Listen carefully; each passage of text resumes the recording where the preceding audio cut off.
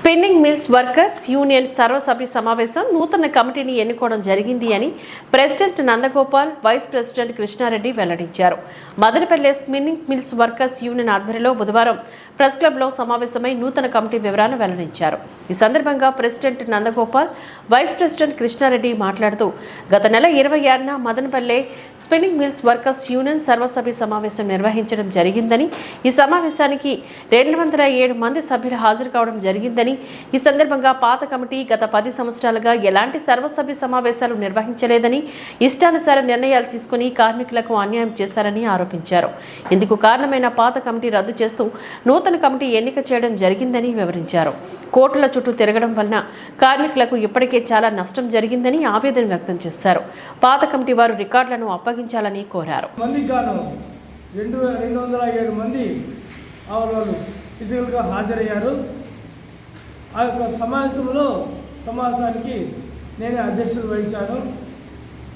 ఈ సమావేశంలో కొన్ని సుదీర్ఘమైన చర్చల అనంతరము కొన్ని కార్మికులంతా కలిసి ఏకగ్రీవంగా కొన్ని నిర్ణయాలు తీసుకున్నారు.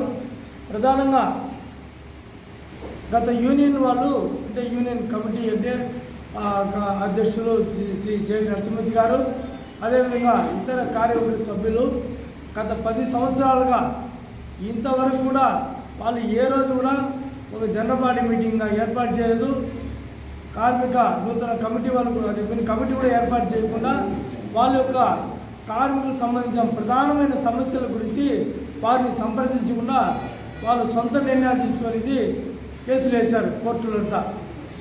దీని విషయంగా మేము ఈ యొక్క సమావేశం ఏర్పాటు చేసి ఈ యొక్క విషయాలంతా చర్చించడం జరిగింది. ఆ సమయంలో కార్మికులందరూ కలిసి ఈ విధంగా ఆయన వాళ్ళ సొంత నిర్ణయాలు తీసుకుంటూ దాన్ని మేము వెంటనే ఖండిస్తూ వాళ్ళు కార్మికులందరూ కూడా పాత కమిటీని రద్దుపరుస్తూ నూతన కమిటీని ఏర్పాటు చేయాలని అందరూ ఏకగ్రీవంగా తీర్మానించారు. ఆ యొక్క నూతన కమిటీలు మేమందరూ కూడా వాళ్ళు ఎవరెవరు కార్యవర్గం ఉండాలనేసి ఏర్పాటు చేసుకొని ఆ నూతన కార్యవర్గాన్ని తిరుపతిలో ఉన్న డిప్యూటీ కమిషనర్ ఆఫ్ లేబర్ వారికి 29వ తేదీ సమర్పించడం జరిగింది. అదేవిధంగా ఈరోజు సెక్రటరీ గారు అంటే ఎప్పుడైతే ఈ ఫ్యాక్టరీ అప్పులో మునిగిపోయిందో కర్ణాటక హైకోర్టు లిక్విడేటర్ను అపాయింట్ చేసింది. అంటే లిక్విడేటర్కు వాళ్ళకు కొన్ని ముఖ్యమైన వాళ్ళు ఆర్డర్స్ పాస్ చేశారు. ఏమనంటే ఈ కంపెనీని అమ్మి మొట్టమొదట లేబర్స్కు మిగతా బాధ్యుల వాళ్ళకు కంపెనీ లా ప్రకారము వాళ్ళకి భాగాలు ఇవ్వాలనేసి లిక్విడేటర్ అపాయింట్ చేయడం జరిగింది. లిక్విడేటర్ గారు మేము ఎవరెవరు బాకీలు ఉన్నారో మాకు తెలియాలని చెప్తే మేము 302 మంది కార్మికులు 311 మంది కార్మికులకు సంబంధించిన బెనిఫిట్స్ బకాయిలు ఏమేమి రావాలని మనకి సంపించడం జరిగింది. ఆ తర్వాత వాళ్ళ యొక్క కంపెనీలు టెండర్ పెట్టారు. టెండర్ ఏఆర్సి బ్యాంకు ద్వారా టెండర్ పెట్టడం జరిగింది.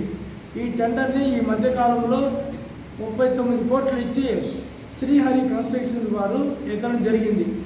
వాళ్ళు ఎత్తిన తర్వాత ఈ 39 కోట్లు లిక్విడేటర్కి డబ్బు కట్టడమే కాకుండా కార్మికులందరికీ కూడా 2,02,19,00,000 ఫ్రీగా ఇచ్చారు.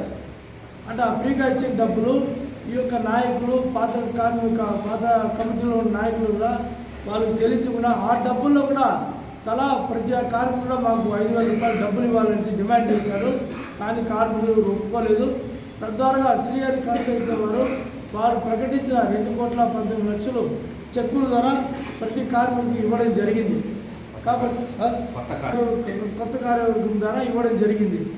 కాబట్టి దీని యొక్క మెయిన్ యొక్క ప్రధానం ఏమిటంటే ఈ యొక్క అధ్యక్షులైన జె నరసింహమూర్తి గారు మరియు కమిటీ సభ్యులంతా కూడా వారి స్వార్థం కోసము కార్మికుల యొక్క వెల్ఫేర్ గుర్తించకుండా లేనిపోని కేసులు వేశారు. కానీ ఏ ఒక్క వర్కర్ని సంపాదించలేదు. ఈరోజు క్లియర్గా లిక్విడేటర్ ఒక కార్మికుడు ఎంత రావాలి బకాయిలు అని 3 పాయింట్లు చెప్పారు. అంటే 2 నెలల జీతాలు అది ముందు ఇచ్చారు, అది వచ్చి యూనియన్ అమౌంట్ వేయాలి. వైస్ ప్రెసిడెంట్ కృష్ణారెడ్డిని తెలియజేయడం అనగా పత్రికాముఖంగా కానీ గవర్నమెంట్ లేబర్ కమిషనర్కి కానీ పోలీసులకు కానీ ఎవరికైనా కానీ మేము తెలియజేయడం ఏమనగా దాదాపు 10 సంవత్సరాలకు మునుపు ఈ కమిటీని టీఎన్టీసీ కమిటీ జేవీ నరసింహమూర్తి గారి కమిటీని 10 సంవత్సరాలైంది మేము పెట్టి ఇదివరకు ఈ కంపెనీలో ఏమి జరిగింది, ఎక్కడ జరిగింది, ఏ కార్మికునికి ఏ అన్యాయం జరిగిందని కూడా పట్టించుకునే పోపాన ఈ కమిటీ పోలేదు. కాబట్టి ఆయన ఎవరో పారిశ్రామికవేత్త గిద్దిరెడ్డి అని వచ్చి లిక్విడేట్ దగ్గర కర్ణాటక లిక్విడేట్ దగ్గర యాలంలో పాడుకుని మాకు రావాల్సిన బాకాయిలు దాదాపు ఆయన స్వయంగా అందించిన తర్వాత 2,19,00,000 మేము తీసుకున్నాము. ఇంకా 4,51,00,000 లిక్విడేట్ దగ్గర ఉంది. దానికి ఈ పాత కమిటీ దాదాపు మనిషికి 24,000 చొప్పున అక్కడ డిమాండ్ పెట్టుకొని మాకు మనిషికి ఒక కార్మికు చొప్పున 24,000 రావాలా, మేము అది అందించినాం కార్మికులకి, మాకు రావాలంట 24,000 ఎంత అవుతుందంటే దాదాపు 72 లక్షల రూపాయల చొప్పున మా కార్మికుల సొమ్ము తీసుకోవాలని నిన్న లిక్విడేట్ దగ్గర పోతే ఆ విషయం మాకు తెలిసిందే.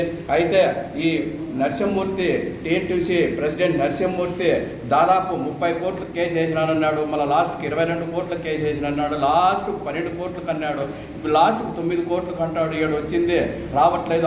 ఆ కర్ణాటక కోర్టులో మేము అన్నీ విచారిస్తే ఒక్క కాగితం కూడా 9 కోట్లకు అనేది ఒక్క కాగితం కూడా లేదు. ఇక్కడ కార్మికుల మభ్య పెట్టి అన్ని కోట్లు వస్తుంది, ఇన్ని కోట్లు వస్తుంది అని చెప్పని వాదించినారు. లాస్ట్ పారిశ్రామికవేత్త గిరిధర్ రెడ్డి ఇచ్చిన డబ్బుల్లో 2,19,00,000 మేము ఏ విధంగా అయితే మా కార్మికులు 10 మంది కార్మికులు లెక్కలేసి 2,19,00,000 సీనాటి ప్రకారం ఎంత వస్తుందో అంత లెక్కలేసి మేము తీసుకుంటే దాన్ని కూడా సమర్థించి వాళ్ళు వచ్చి తీసుకోవడం జరిగింది. అయినా తీసుకున్న తర్వాత కూడా ఒక్కొక్క కార్మికునికి మాకు 5,000 చొప్పున ఇవ్వాలని కూడా వాళ్ళు వచ్చి డిమాండ్ చేయడం జరిగింది. మేము ఇవ్వట్లేదు. ఆ విధంగా 2,19,00,000 ఏ విధంగా లెక్కల ప్రకారం వచ్చిందో ఆ లెక్కల ప్రకారం తీసుకున్నాము. కర్ణాటక హైకోర్టులో 4,50,00,000 ఏ విధంగా ఉందో ఇదే విధంగా లెక్కలేసి అదే విధంగా తీసుకుందామని కూడా సౌమ్యంగా నేను తెలియజేస్తున్నాను.